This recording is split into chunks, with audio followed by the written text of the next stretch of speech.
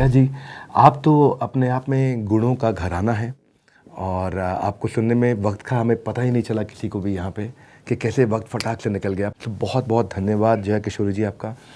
और बल्कि मैं तो आपको रिक्वेस्ट करूँगा कि आप ही लोगों को बताएं कि इस वीडियो को क्यों शेयर किया जाना चाहिए, क्योंकि इसमें पर्सनली मैं बोलूँ तो इसमें आपने बहुत डीप मैसेजेस दिए हैं, जिसमें से 2-3 मैसेज मैंने भी पकड़े हैं। So anything you'd like to share of your experience of this बड़ा भारत शो? डेफिनेटली आप, मुझे ऐसा लगता है पहली चीज़ तो आपके वीडियोस को लेके बोलना ही नहीं चाहिए कि शेयर, क्योंकि वो करते ही हैं। और मैंने भी आपके इतने वीडियोस देखे और मैंने बहुत कुछ सीखा, स्पेशली जब आप गीता जी के ऊपर बात करते हैं। और वो एक मेडिसिन है जैसा मैंने कहा, और आप मेडिसिन पहुंचा रहे हैं लोगों तक, उनको ठीक कर रहे हैं, उनकी तबीयत ठीक कर रहे हैं, जो मेंटली हम एक स्ट्रेस में, एंजाइटी में, डिप्रेशन में, और हमें ऐसा लग रहा है रास्ता नहीं दिख रहा, वो शायद रास्ता गीता जी ही है। तो जो आप कर रहे हैं तो बहुत बहुत अच्छी बात है। मैं बहुत खुश हुई थी जब मुझे पता चला था कि मैं आपसे मिल रही हूँ, आपसे बात कर रही हूँ। तो पहली चीज़ तो आप इसीलिए वीडियो देखिए क्योंकि इसमें गीता जी से रिलेटेड बहुत बातें करी है हमने। उनके कई ऐसे श्लोक जो आपके जीवन में बड़ा बदलाव ला सकते हैं, वो बातें विवेक जी ने कही है। मैंने जो बातें कही है, मेरी ज़िंदगी से मैंने जो सीखा है, काम से सीखा है, वो आपकी ज़िंदगी में कैसे हेल्प कर सकता है, चाहे वो करियर है, चाहे वो रिलेशनशिप है, चाहे वो आप अध्यात्म से जुड़ना चाहते हैं, क्योंकि वो बहुत ज़रूरी है आज के माहौल को देखते हुए। तो वो सारी बातें हमने बहुत ही सिंपल वे में, ताकि आप तक पहुंच पाए, हर किसी तक पहुंच पाए, करी है। सो आप ज़रूर देखिए इस वीडियो को। विजयदशमी की आप सबको बहुत बहुत बहुत शुभकामनाएं। रावण के संग में रहने वाला वानर के हाथों मर गया, पर श्री राम की शरण में आने वाला भव सागर से तर गया। नमस्कार, विवेक बिंद्रा बोल रहा हूं, founder and CEO badabusiness.com। Welcome to the Bada Bharat show, a tribute to India global brand ambassadors, ऐसे लोग जो भारत को बड़ा भारत बनाते हैं।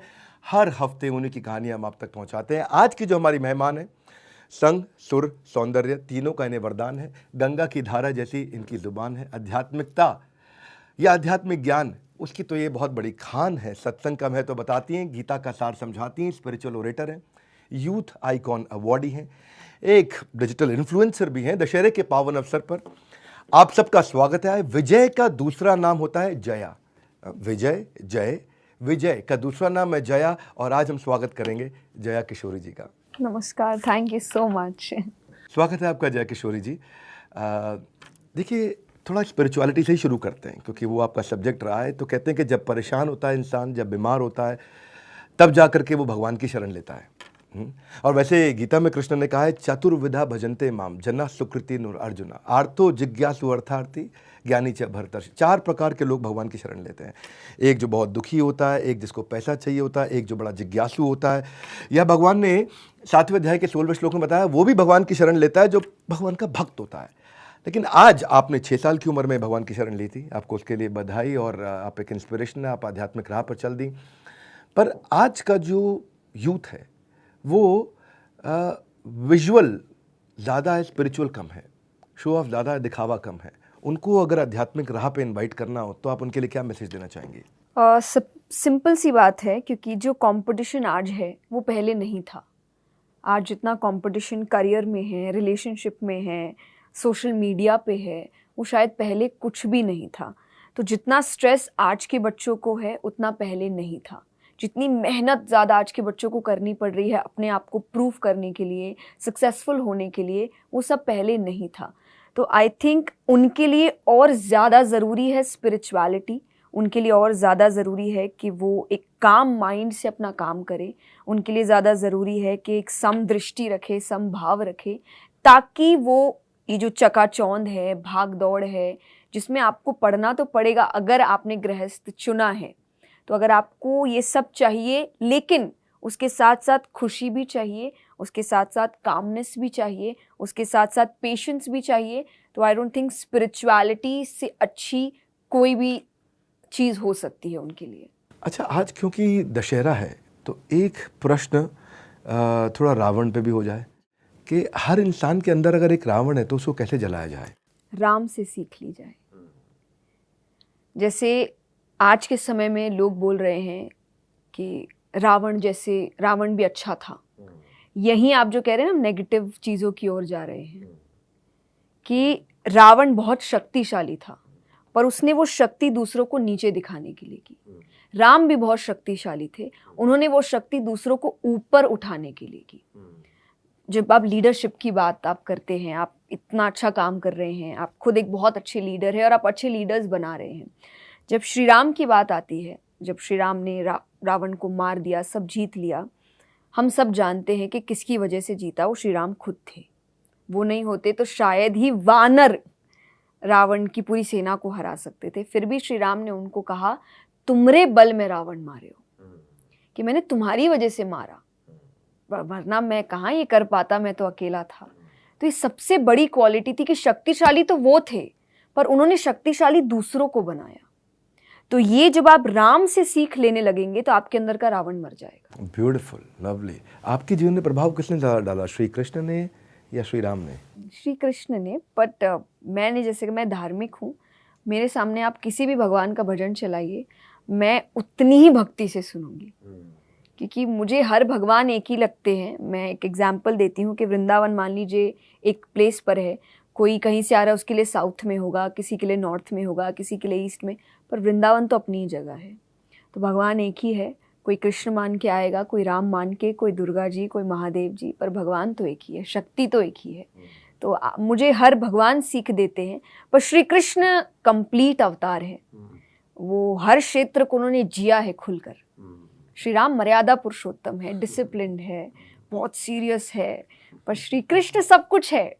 अच्छा, अब आज के ज़माने की बात करें, अगर सोशल मीडिया पे आजकल नेगेटिविटी बिकती है और वही ज़्यादा दिखती है। इनफैक्ट फेसबुक का बीच में एक एल्गोरिदम था कि जहाँ भी गुस्से के इमोजीज आएंगे ना, फेसबुक उसको इंटू 10 का ग्रोथ देता था। जहाँ पे भी गुस्सा दिख रहा होगा जिस पोस्ट पे, वीडियो में, किसी के लड़ाई झगड़ा मार पीट, कोई सुसाइड कर रहा है, कुछ अपने को आग लगा रहा है, तो उनको 10 का मल्टीपल मिलता था, क्योंकि उसको ग्रोथ ज़्यादा मिलता है। हमारे दिमाग को नेगेटिविटी अब ऐसे खींचता है जैसे, मतलब जैसे चुंबक को लोहा खींचता हो ना, उस प्रकार तो नेगेटिविटी की जो मकड़ी है, ये दिमाग में एक ऐसा जाल बुन देती है कि चाहे फिर उसके बाद वो न्यूज़ चैनल हो, सोशल मीडिया हो, नेगेटिव कमेंट्स हो, हेट्रेड हो, राइट्स हो, इंटॉलरेंस हो, और ज़्यादा ट्रैफिक आता है इसके ऊपर। अब ऐसे में, हालांकि भगवान भी गीता के अंदर कहते हैं कि आपके पास एक इंडिपेंडेंस है, 18वें अध्याय के 63वें श्लोक में। आज भगवद गीता में ज़्यादा बोल रहा हूँ आपको, देख के, यथा इच्छसी तथा कुरु, जैसी तुम्हारी इच्छा हो वैसे कर सकते हो तुम, यानी कि you have the choice to choose what you want to see. और दुर्योधन का भी भगवान कृष्ण से एक वार्तालाप थी, जिसमें वो कहते हैं कि जाना में धर्मम न चामे प्रवृत्ति, जाना में अधर्मम न चामे निवृत्ति। मैं धर्म जानता हूँ, उसमें जाना नहीं चाहता, अधर्म जानता हूँ, वो मुझसे छूटा नहीं जाता। केना पे देवे में हृदय स्थित है, एक देवता मेरे हृदय में स्थित है, यथा नियुक्त उसमें तथा करो में। जैसे मुझे वो कहते हैं मैं वो तो उन्होंने भी भगवान पर डाल दिया, आपके कारण कर रहा हूँ मैं सारे गलत काम, ये गलत चीज़ें देख रहा हूँ। तो बी पॉजिटिव एक केवल ब्लड ग्रुप रह गया है, बी पॉजिटिव, है ना। असल में मैं पूछना चाहता हूँ, डिजिटल नेगेटिविटी को कैसे करूँ डिलीट, और पॉजिटिविटी को, डिजिटल पॉजिटिविटी को कैसे करूँ डाउनलोड।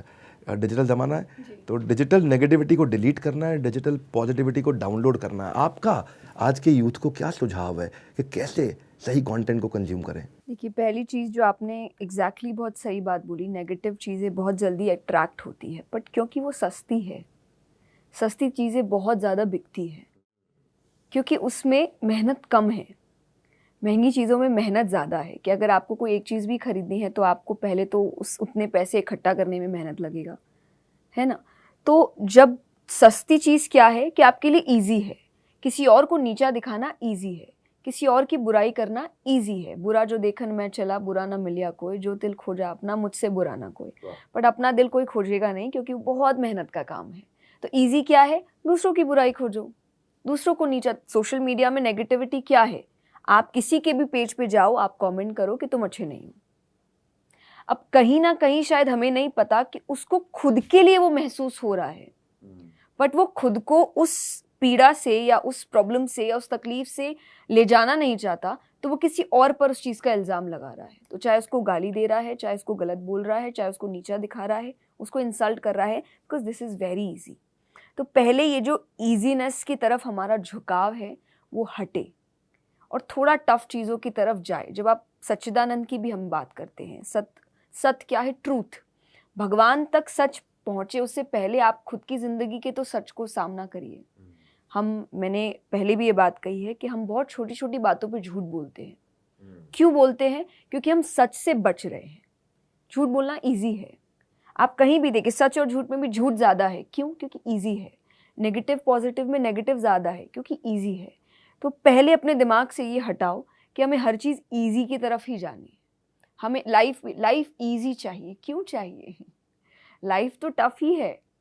आपको जब आप उन चीज़ों का सामना नहीं करेंगे तो कहीं ना कहीं आप बच रहे हैं, एस्केप कर रहे हैं सच्चाई से, पर वो सच्चाई एक ना एक दिन सामने आएगी, लेकिन फिर इतने बड़े रूप में आएगी कि आप उसका सामना कर ही नहीं पाएंगे।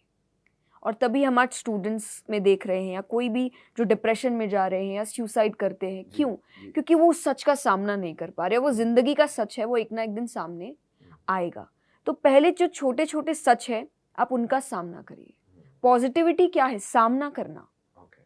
ये मैंने अपने एक पहले वीडियो में भी कहा है कि पॉजिटिव होने का मतलब ये नहीं होता कि मान लीजिए आप गिर गए, आपको चोट लगी है और आप कह रहे कुछ नहीं हुआ, कुछ नहीं हुआ, मैं पॉजिटिव हूँ, कुछ नहीं हुआ। नहीं, ये पॉजिटिविटी नहीं है, ये इग्नोरेंस है कि आप जो हुआ है उसको इग्नोर कर रहे हैं, उससे भाग रहे हैं। पॉजिटिव इज कि मुझे लगी है, क्यों लगी है जानते हैं, सिवाय रोने के ये जानो क्यों लगी है और आगे कैसे ना लगे दोबारा। एग्जैक्टली कि रास्ता गलत था मेरा, या चलने का तरीका गलत था मेरा, या मैं ऐसा क्या कर रहा था कि मेरा पैर लड़खड़ा गया। This is positivity. Positivity solution oriented approach. Exactly. आपने अभी डिप्रेशन की बात भी करी, मैं थोड़ा से और आगे लेके चलता हूँ, थोड़ा परेशानियों की, खुशियों की बात करना चाहता हूँ। कहते हैं कि आज बैंक में बैलेंस है पर खुशियाँ डिसबैलेंस है। कहते हैं कि ब्रांडेड सामान है सबके पास, न जाने फिर भी मन क्यों है उदास। मुझे 9वें अध्याय में शुरुआत में दूसरा तीसरा एक श्लोक है भगवान का, जहाँ भगवान कहते हैं कि राज विद्या राज गुह्यम पवित्रम इदम उत्तमम, कि मैं आपको राज विद्या दे रहा हूँ, इसको फॉलो करोगे तो क्या मिलेगा आपको? प्रत्यक्ष आवागमम धर्मम सुसुखम कर्तुम अव्ययम, आपको सुसुख की प्राप्ति होगी। तो आपको अत्यंत सुख मिलेगा। सुखम भी बोल सकते थे भगवान, पर कहते हैं सुसुखम, आपको बहुत सुख मिलेगा अगर मेरे प्रिंसिपल्स को प्रैक्टिस करोगे तो। परंतु अगर हम भारत में जहाँ की आपने बात करी, जहाँ इतना ज्ञान है इस देश में लोगों के पास में, पर वर्ल्ड हैप्पीनेस रिपोर्ट में बड़े दुखी मन के साथ कहना चाहता हूँ, आज 146 देशों में हमारी रैंक 136वीं है, यानी कि लोग यहाँ खुश नहीं हैं। देखा जाए तो पाकिस्तान से हम पीछे हैं, पाकिस्तान भी 103rd रैंक पे है इस समय। देखा जाए हम ईरान और श्रीलंका से पीछे हैं, वो भी हमसे आगे हैं। एक दफ़ा मैंने गौर गोपाल जी के साथ भी बोला था ये कि सीने में जलन, आंखों में तूफान सा क्यों है, इस शहर में हर शख्स परेशान सा क्यों है। आपको क्या लगता है कि लोग क्या गलत जगह पे खुशियाँ ढूंढ रहे हैं? क्या गलती कर रहे हैं? क्यों उनको सुख की प्राप्ति नहीं हो रही? हमारा देश इतना ज्ञान होने के बावजूद इस अज्ञान में कैसे रह गया? पहली चीज तो ज्ञान होने के बावजूद हम उस ज्ञान पे ध्यान नहीं दे रहे हैं। ये सबसे बड़ी चीज़ है। मैं श्रीमद् भागवत की कथा भी जब करती हूँ तो मैं यही कहती हूँ कि हमारी एक बीमारी हो गई है कि हम अपनी चीज़ों पे तब तक ध्यान नहीं देंगे जब तक विदेश का स्टैंप नहीं लगेगा, जब तक वो मान नहीं ले कि ये सही है। आप कोई भी चीज़ उठाइए, अभी रिसेंटली एक न्यूज़ आई थी कि ऑर्गेनिक प्लेट्स आई थिंक किसी कंट्री ने निकाले हैं और उन्होंने क्या, हमने बहुत साल तक इस पर काम किया है और ऑर्गेनिक सबसे इको फ्रेंडली प्लेट्स निकाले हैं।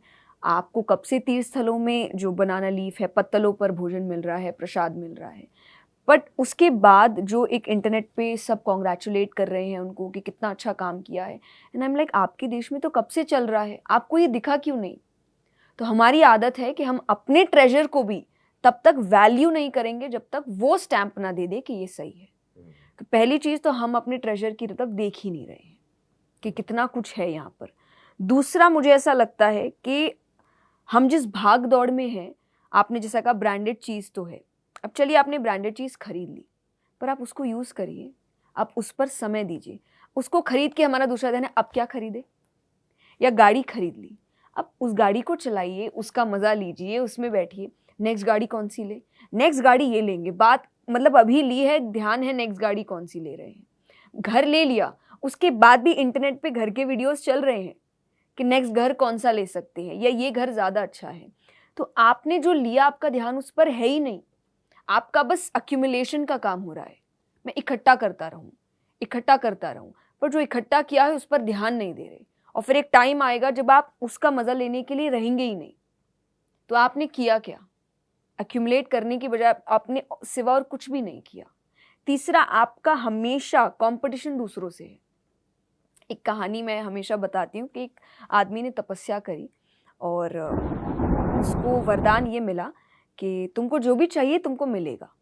तो he was very happy, but बोले हर चीज़ का एक डिसएडवांटेज भी होता है। तो दूसरा है तुमको जो मिलेगा उसका डबल तुम्हारे पड़ोसी को मिलेगा। तब उसने सोचा कि मुझे गाड़ी चाहिए, उसको गाड़ी मिल गई, पर उसके पड़ोसी को 2 गाड़ियाँ मिली। पर अब उसको गुस्सा आ रहा है, उसको अच्छा नहीं लग रहा। लेकिन फिर उसने कैसे तैसे इग्नोर करने की कोशिश करी। फिर उसने कहा मुझे घर चाहिए, उसको एक घर मिला, पर वैसा ही 2 घर पड़ोसी को मिला। अब उसको इतनी जेलसी हो रही है उस चीज़ से, उसको अपनी खुशी नहीं दिख रही कि मुझे तो एक ही चाहिए थी ना, मुझे मिल गई, किसी और को 10 भी मिले तो क्या है। तो तीसरी चीज़ वो मांगता है कि मेरी एक आँख ही फूट जाए, तो पड़ोस वाले की 2 फूट, फिर वो कहे मेरा एक हाथ कट जाए, पर तो मतलब उसको अब उससे खुशी मिल रही है। तो यानी हमारा ध्यान इस पर नहीं है कि हमारे पास क्या है, हमारा ध्यान है उसके पास क्या है। तो ये जिस दिन हट गया, उस दिन कहते हैं ना, हर चीज में नेगेटिविटी अपनी ढूंढो, पॉजिटिविटी अपनी ढूंढो, सक्सेस में अपनी तरफ ध्यान दो। पर हमारा ध्यान है उसमें क्या बुराई है, उसमें क्या अच्छाई है, उसके पास कितना पैसा है। तो आपका अपनी अच्छाइयों पर ध्यान पड़ ही नहीं रहा, इसीलिए आप हर वक्त दुखी हैं। अच्छा, एक फेमस सेइंग है, डू व्हाट यू लव और लव व्हाट यू डू, है ना। इस कश्मकश में एक आम आदमी क्या करे?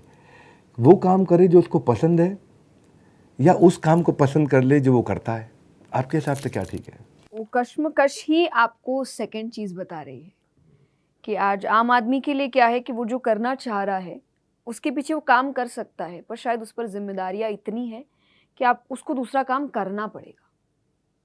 तो वही प्रॉब्लम है कि कहा जाता है कि अगर वो नहीं हो पा रहा तो उस पर्टिकुलर टाइम के लिए शायद जो कर रहे हो उससे प्यार कर लो। अच्छा, चुनौतियां और जो बाधाएं होती हैं वो स्ट्रॉ लगा करके हमारी सारी लाइफ की एनर्जी को पी जाती हैं, सारी एनर्जी खत्म हो जाती है। ऐसे में जब बार बार कोशिश करने पे भी बात नहीं बनती, तो कहाँ से लाए शुरू से शुरू करने का जज्बात?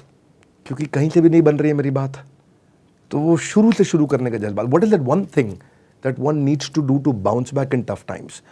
वो एक चीज़ आपके हिसाब से क्या है जो करनी चाहिए कि अगर टफ सिचुएशन है तो मैं बाउंस बैक कैसे करूं? पहली चीज तो हम शुरू से शुरू कर ही नहीं रहे। आप अगर असफल हुए भी हैं तो आपके पास सीख है कि अब मुझे ऐसा क्या करना है या क्या नहीं करना है सफल होने के लिए। तो आप शुरू से, क्योंकि शुरू में जब आए आप जीरो, आपको कुछ नहीं पता था, लेकिन अभी आपको बहुत कुछ पता है, क्या करना है क्या नहीं करना है, कहाँ मैं पीछे रहा, क्या गलती हुई थी। और अगर ये नहीं पता तो शायद यही सीख है कि ये पता करो।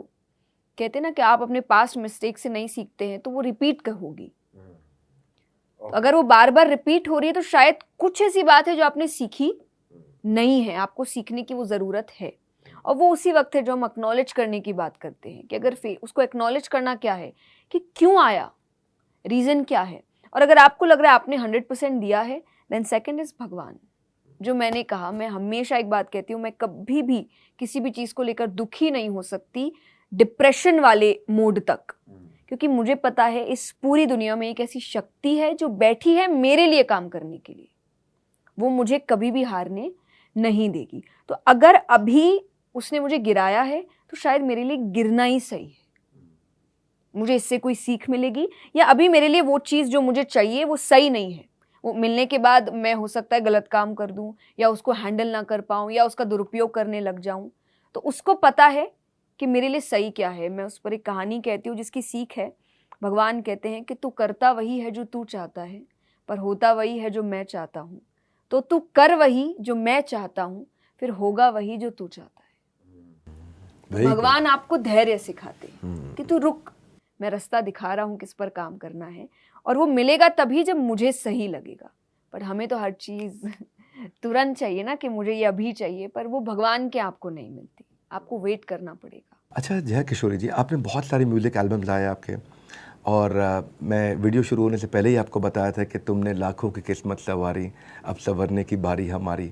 मैं इस भजन के कारण आपको जानता था, क्योंकि मैंने ये भजन सुना था आपका, मुझे बहुत पसंद आया। लोग आपकी आवाज़ और शैली के दीवाने हैं, और आपको तो क्या कहूँ कि ऊपर वाले ने भेजा है आपको सबके जीवन में भरने के लिए मिठास, तभी तो कृपा ऐसी कि मिश्री से मीठी है इनकी आवाज़। तो आज ऐसे तो नहीं आगे बढ़ेंगे। इस सोलफुल भक्ति संगीत की शुरुआत आपने कैसे करी? आपने संगीत को चुना या संगीत ने आपको चुना? और आज अधूरा रह जाएगा जी। अगर एक दफ़ा तुमने लाखों की किस्मत सवारी नहीं गाया तो? शुरुआत मैंने बचपन से करी और आपने बिल्कुल सही कहा कि मैंने नहीं चुना, इस क्षेत्र ने, चाहे वो संगीत है चाहे वो अध्यात्म है, इसने मुझे चुना, क्योंकि मुझे कुछ भी नहीं पता था जब शुरुआत हुई। मेरी शुरुआत एक्चुअली मैं जब एक सत्संग में गई थी और वहाँ एक जन भजन गा रहे थे और मैं एक हर छोटे बच्चे की तरह फूलों से खेल रही थी और मैं खेलते खेलते मैं उनके आसपास गई, पर क्योंकि मेरे घर में हमेशा से एक धार्मिक, एक आध्यात्मिक माहौल था, हमें बचपन से गीता जी या श्रीमद् भागवत पढ़ाई जाती थी या छोटी छोटी कहानियाँ बताई जाती थी, हम रोज़ हनुमान चालीसा करते थे, हफ्ते में एक दिन सत्संग होता था, तो आपको ये चीज़ें याद रहती है और बच्चों को ऐसे भी बहुत ज़्यादा याद रहता है। तो मैंने वहाँ जाकर वो जो गा रहे थे और मैं फूलों के साथ खेलते खेलते लिपसिंग कर रही थी और उनकी नज़र मुझ पर पड़ी थी और शायद उन्होंने उस वक्त मेरे पिता से कहा था कि आपको इसको इस क्षेत्र में आगे बढ़ाना चाहिए। तो इस क्षेत्र ने मुझे चुना था, मैंने क्षेत्र को कभी नहीं चुना। और जैसा आपने भजन की बात कही, सत्संग मेरी ज़िंदगी में डिप्रेशन या एंजाइटी या स्ट्रेस को ना लाने का एक शस्त्र है मेरे पास। ये चीज़ें मुझसे दूर होती है, क्योंकि मुझे थोड़ा भी अगर दुख होता है या मैं अपसेट होती हूँ तो मैं भजन चला देती हूँ और अपने आप मेरा दिमाग ठीक हो जाता है, मेरा मूड ठीक हो जाता है, वो परेशानियाँ अपने आप दूर हट जाती है। और शायद यही भजन भी इसीलिए है कि आपने बहुतों को ठीक किया है, पर वो ठीक होने की बारी मेरी है। I will sing the first 2 lines, that is, तुमने लाखों की किस्मत सवारी, अब सवरने की बारी हमारी। तेरी चौखट पे जो भी झुका है, उसको दुनिया ने सर पे रखा है।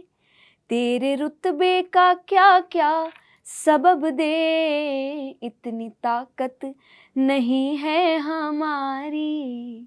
तुमने लाखों की किस्मत सवारी, अब सवरने की बारी हमारी। Hey guys, lovely, fantastic, superb, so auspicious. Thank you, thank you. अब जया किशोरी जी की अल्टीमेट विश क्या है? कोई ऐसा गाना या भजन जो जया किशोरी को बहुत पसंद है, जो अकेले में खूब गुनगुनाती हैं? क्या कभी जया किशोरी भी दुखी होती हैं? आपको लाखों लोग फॉलो करते हैं, आप किसको फॉलो करती हैं?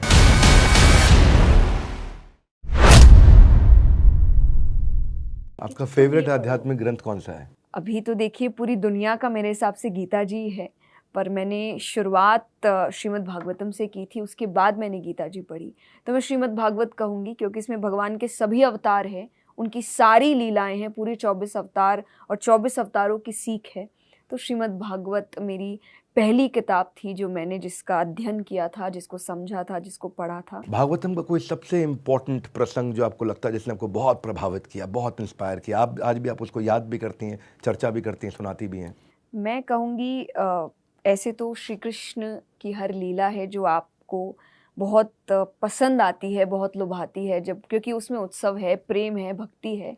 तो बट अगर मुझे लगता है समझदारी आप की 10वें स्कंद की तरफ जा रही हैं। हाँ जी, लेकिन समझदारी की अगर जब जीवन सुधारने की बात कहे तो मैं पहला ही श्लोक कहूँगी जो है सच्चिदानंद रूपाय। तो क्योंकि उसमें भगवान के रूप के बारे में बताया गया जो शास्त्रों में है, जो है सत्य, चित और आनंद, दैट इज ट्रूथ, अवेयरनेस और आनंद इज ब्लिस। कि आप इन 3 चीज़ को अगर असलियत में जानने की कोशिश करते हैं तो आप पहुँचते भगवान तक हैं।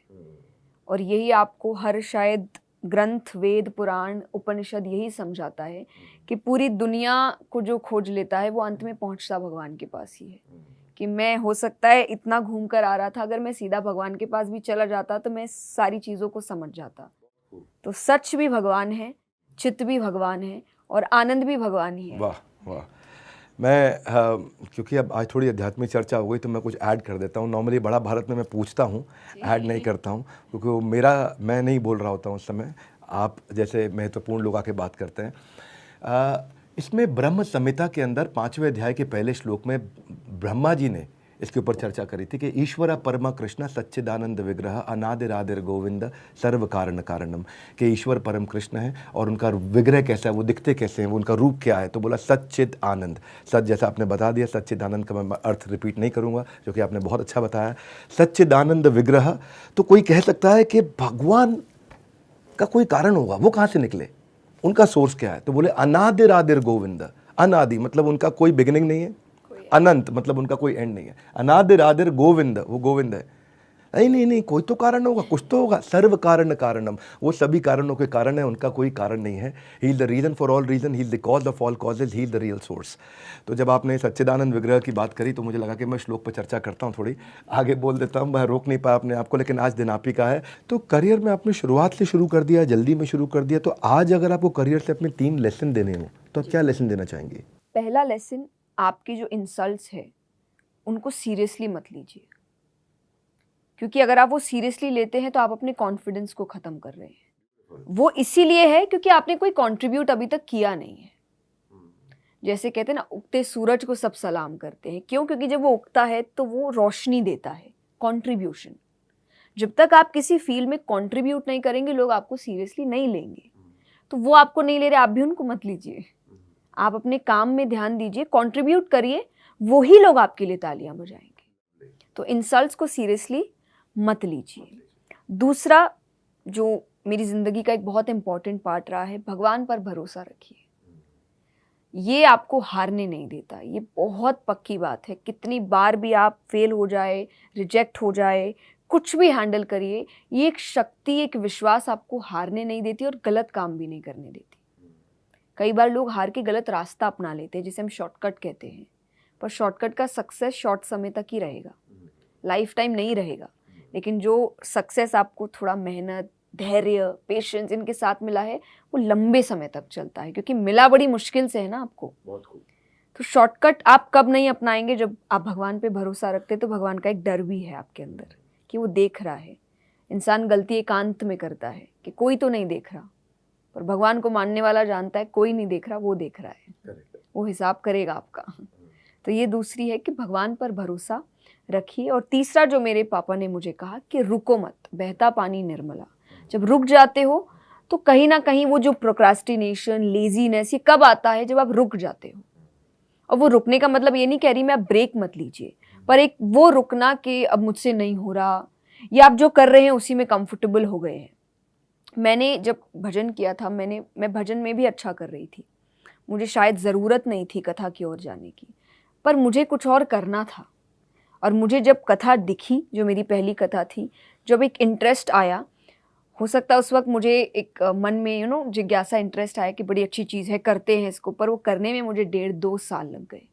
तो मेरे लिए इतना टफ था, क्योंकि मेरी उम्र भी छोटी थी, मुझे वो बात समझ नहीं आ रही थी, मुझे ऑल टुगेदर एक नई भाषा सीखनी पड़ी थी। मैं मारवाड़ी में मैंने वो पहली कथा करी थी, और हमने 1.5-2 साल तक घर में सिर्फ मारवाड़ी में बात करी थी। सो दैट वो एक कमांड आए मेरे ऊपर, उस लैंग्वेज के ऊपर। तो समय लगातार चाहती तो मैं उस वक्त छोड़ सकती थी कि नहीं भाई भजन अच्छा है मुझसे, पर नहीं, मुझे करना है नई चीज़। मैं उस कंफर्ट जोन में नहीं जाना चाहती। और जब उस पहली कथा को लेके कंफर्ट जोन हुआ, तब मैंने श्रीमद् भागवत करी। तब भी मैं अपने कंफर्ट जोन में निकली। मैं क्लास 12 में थी तब मैंने करी थी। और जब उसको लेकर मैं धीरे धीरे कंफर्टेबल हुई, तब मैं मोटिवेशनल सेशंस में आई। कई चेंजेस आप लेकर के आए। अब जया किशोरी जी की अल्टीमेट विश क्या है? मेरी कोई विश नहीं है। मुझे जो दिखता जाएगा मैं करती जाऊंगी। मैं प्लान नहीं करती चीज़ें। और ये कोविड ने शायद और मुझे सिखा दिया कि करना भी नहीं चाहिए। कहते हैं कि अंतर्मुखी सदा सुखी। सेल्फ इंट्रोस्पेक्शन बहुत इंपॉर्टेंट है, और सेल्फ इंट्रोस्पेक्शन के साथ साथ मेडिटेशन पे आजकल सब लोग बहुत फोकस कर रहे हैं। पर मेडिटेशन के लिए शास्त्रों में तरीके बताए हैं। मैंने देखा हर धर्म में लगभग एक तरीका बताया है।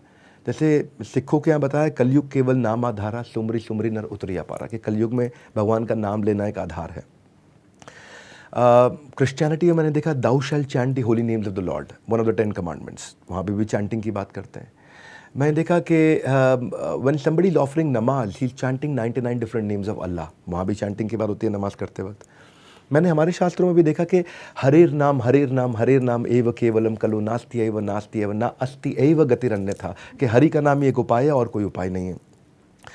सो मेडिटेशन में चैंटिंग का बड़ा रोल है, भगवान के नामों का जप करने का रोल है, उनको ध्यान से सुनना, उस आवाज़ को ध्यान से सुनना, उस पर मेडिटेट करना। आप मेडिटेशन को लेकर के क्या सुझाव देती हैं और आप कैसे मेडिटेशन करती हैं और उसके बारे में क्या बताना चाहेंगी? एग्जैक्टली जो आपने बात कही, और बहुत सी स्टडीज़ है अगर आप इंटरनेट में सर्च करें जो ये प्रूव करते हैं कि मंत्र चैंटिंग, जिनको उन्होंने नाम दिया है ट्रांसेंडेंटल मेडिटेशन, ये सबसे अच्छी मेडिटेशन मानी गई है। क्योंकि पहली चीज़, जो मंत्रों के जो वाइब्रेशंस होते हैं वो आपके दिमाग को बहुत काम करते हैं, आपका कंसंट्रेशन पावर बढ़ाते हैं, मेमोरी पावर बढ़ाते हैं। और आप ऐसे कई दोहे होंगे, चाहे रामचरितमानस, रामायण के श्लोक होंगे, और कई ऐसे श्लोक हैं जो हेल्प करते हैं आपको मेडिटेशन के लिए या कंसंट्रेशन पावर के लिए, मेमोरी पावर के लिए। तो बहुत पहले से ये चीज़ आती आई है कि मंत्र आपको हर चीज़ में हेल्प कर रहे हैं।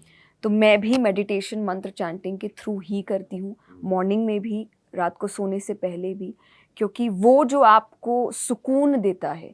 क्योंकि पहली चीज़, उसके साथ एक इमोशन जुड़ा है। आप वर्ड्स बोल रहे हैं या कोई भी और मेडिटेशन कर रहे हैं तो वहाँ शायद इमोशंस ना आए, पर जब आप मंत्र चैंटिंग करते हैं और आप थोड़ा भी भगवान में मानते हैं तो आपका एक इमोशन जुड़ जाता है। तो योग क्या है? यूनियन है, आपको हर चीज़ को जोड़ना है। तो शायद आपका दिमाग, आपके इमोशंस, आपकी भावनाएं, आपकी सोच एक साथ जुड़ रहा है, आपकी आवाज़, जब आप मंत्र चैंट कर रहे हैं।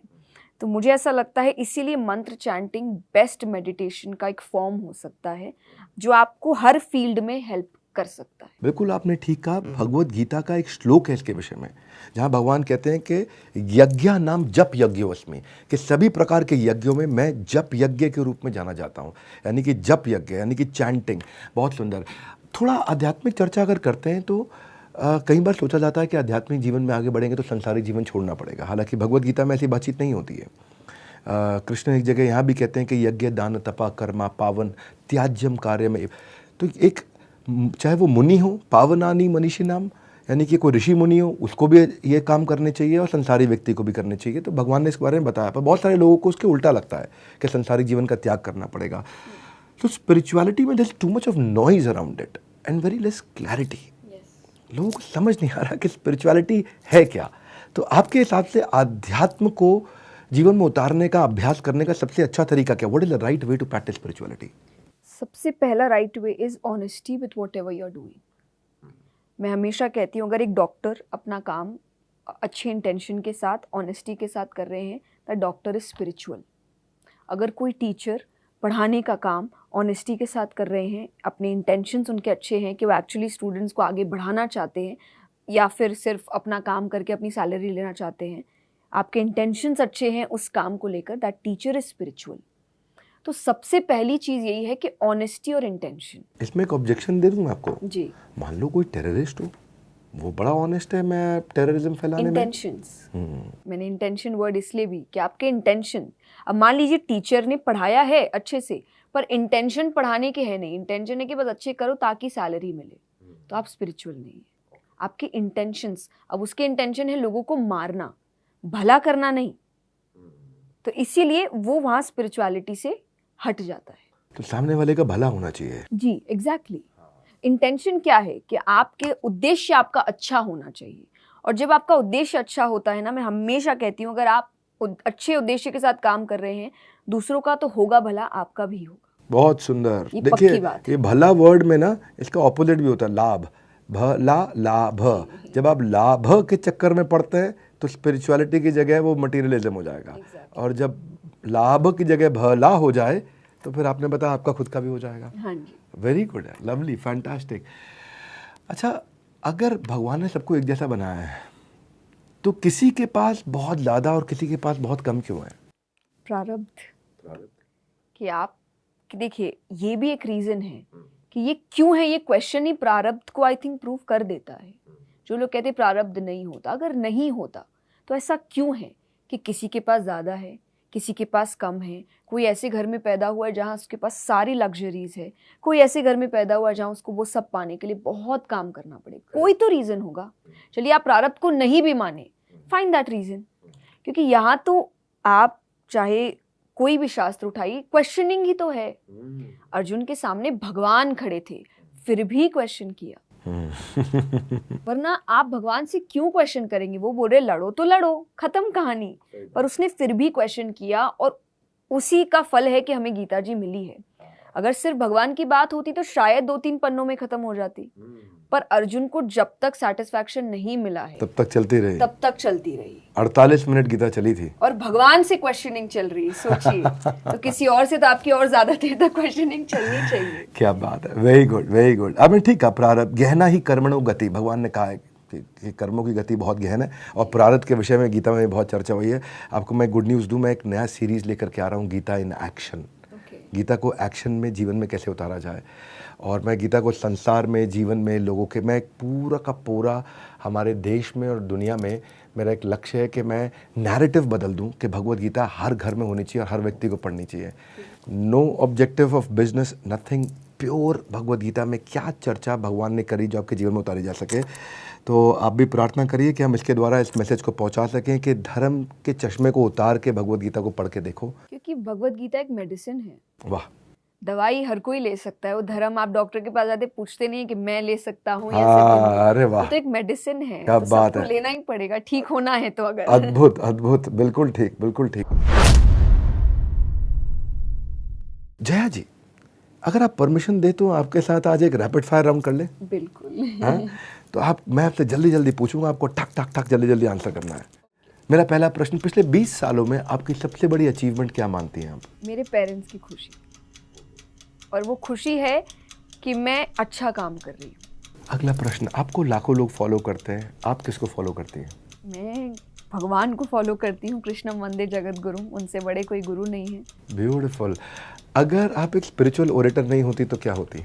मैं कुछ भी होती जिसमें एक्सप्रेशन का काम होता, लाइक एक्सप्रेस करने का। क्योंकि मैं इतना अच्छा नहीं गाती, बट क्योंकि लोगों को अच्छा लगता है, क्योंकि मैं एक्सप्रेस करती हूँ। लवली। कहते हैं कि, अगला प्रश्न ले रहा हूँ, कहते हैं कि जो भी होता है अच्छे के लिए होता है, तो क्या आप इसको मानती हैं? बिल्कुल मानती हूँ, बिल्कुल, क्योंकि मैं भगवान को मानती हूँ, और मैं ये मानती हूँ कि वो मेरे साथ कभी गलत नहीं करेगा। आपके हिसाब से एक सफल व्यक्ति कौन है? जो संतुष्ट है। ओके। आपके लिए भगवान का अर्थ क्या है? सच्चिदानंद। सच्चिदानंद। What keeps you motivated? Maybe जो मैं जिन लोगों को देखती हूँ, और जब वो आते हैं और वो बताते हैं कि मेरी बातें उनको हेल्प कर रही है, तो मुझे ऐसा लगता है कि फिर रुकने की कोई बात ही नहीं है। कि आप लोगों को हेल्प कर रहे हो, वो जाके कहते हैं कि ये बुरा समय था पर मैंने आपको सुना, मुझे अच्छा लगा, और मुझे ऐसा लगता है कि अब कैसे रुक सकते हैं आप इतने लोगों की उम्मीद बन चुके हैं, आप उम्मीद कैसे तोड़ सकते हैं? तो आपको तो करना ही पड़ेगा। करना ही पड़ेगा। That keeps you motivated, the impact that you are generating. आम आदमी तो छोटी छोटी चीज़ों से दुखी हो जाता है, क्या कभी जया किशोरी भी दुखी होती है? बिल्कुल होती है, ह्यूमन इमोशन है, बहुत चीज़ों से। कभी कुछ ऐसी बातें सुनकर जो आपको लगता है कि आपने अच्छा काम किया लेकिन लोगों को पसंद नहीं आया, आपके इंटेंशंस अच्छे थे, तब दुख होता है, पर दैट डज नॉट मीन मैं काम रोक दूंगी। मैं काम तो करूंगी क्योंकि मेरे इंटेंशन सही है। तो शायद जब मुझे चाहिए था तब मुझे वो अप्रिसिएशन नहीं मिला, बट मैं काम करती रहूंगी। मैं इस पर एक थोड़ी सी बात कहूँगी। मैं कथा में कहती हूँ कि जो गुणी व्यक्ति होते हैं उनकी निंदा उनकी स्तुति होती है, यानी उनका क्रिटिसिज्म ही उनका अप्रिसिएशन होता है। अद्भुत, very deep, very important message. मैं तो उसको पकड़ने जा रहा हूँ, अच्छे से कस के पकड़ने वाला। निंदा ही आपकी स्तुति बनती है। कोई ऐसा गाना या भजन जो जया किशोरी को बहुत पसंद है, जो अकेले में खूब गुनगुनाती हैं? मेरा आपकी कृपा से सब काम हो रहा है, करते हो तुम कन्हैया, मेरा नाम हो रहा है। मेरा आपकी कृपा से सब काम हो रहा है। What a lovely, meaningful song, guys. Everybody. एक पर्सनल सवाल आपसे, इसको मैं आखिरी सवाल रखता हूँ, अगर आपको ठीक लगे उत्तर देना। आपसे बातचीत करते समझ आया भी आपका विवाह नहीं हुआ, तो क्या जया किशोरी के जीवन में भी कोई कृष्ण किशोर हैं, और अगर है तो वो कौन है? अगर आप बताना चाहें। आप विवाह करने जा रही हैं, नहीं जा रही हैं, साधु ही रहना चाहती हैं, विवाह गृहस्थ आश्रम में जाना चाहती हैं? Personal question, over to you. नहीं, अभी कोई नहीं है, पर मैं गृहस्थ में ही, क्योंकि अभी भी एक तरीके से मैं परिवार में ही हूँ, मैंने परिवार नहीं छोड़ा है और मैं एक बिल्कुल साधारण लड़की हूँ। मैं संत साध्वी साधु कुछ भी नहीं हूँ। मुझे अध्यात्म अच्छा लगता है, मुझे भगवान की बातें अच्छी लगती है और अभी भी मैं सीख रही हूँ। मैं कभी ये नहीं कहती कि मुझे सब पता है, क्योंकि मुझे नहीं पता। मैं उस तरीके का जीवन नहीं जी रही जहाँ पर मैं हर वक्त इन्हीं चीज़ों से घिरी हुई हूँ।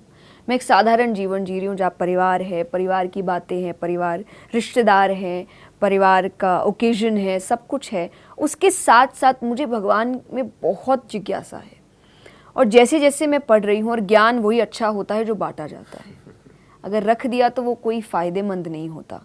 तो मुझे जो पता है मैं वो बांट रही हूँ, चाहे उसका स्तोत्र भजन है, चाहे उसका मीडियम कथा है, मोटिवेशनल सेशन है, उसमें भी हर वक्त भगवान की बात आएगी।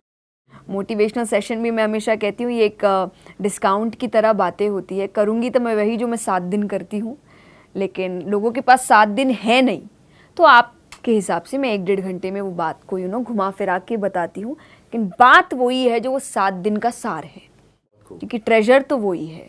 तो करूँगी, शादी भी करूँगी, परिवार भी होगा, बट अभी कोई ऐसा विचार है नहीं। अभी काम है, बहुत कुछ है और अभी इसी में आगे बढ़ना है और थोड़ा बदलाव लाना है। बहुत खूब। और मैं आप सबसे अपनी तरफ से रिक्वेस्ट करूंगा कि ऐसे अच्छे मैसेजेस को जानने के लिए, सीखने के लिए, समझने के लिए जया किशोरी जी के चैनल पर जाइए, उनको सब्सक्राइब करिए और उनके भी नीचे वीडियोस में बताइए कि आप उनसे क्या सीखते हैं। और इस वीडियो में भी अगर हो सके तो नीचे बताइए आज आपकी सबसे बड़ी लर्निंग क्या थी।